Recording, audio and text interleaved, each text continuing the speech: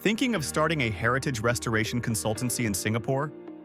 With Singapore's commitment to preserving its built heritage, there is growing demand for professionals who can restore and conserve historical structures responsibly. First, define your consultancy focus.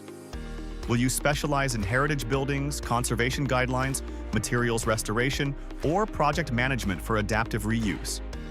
A clear niche helps position your expertise. Next, set up your business structure. Most consultancies register as a private limited company and ensure compliance with professional standards, building regulations, and conservation guidelines issued by relevant authorities. Invest in skilled professionals, technical knowledge, and proper documentation processes.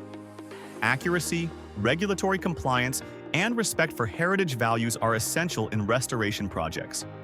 Finally, grow your consultancy by partnering with architects, developers, and government bodies while building a strong portfolio of successful conservation projects. Ready to start a heritage restoration consultancy in Singapore?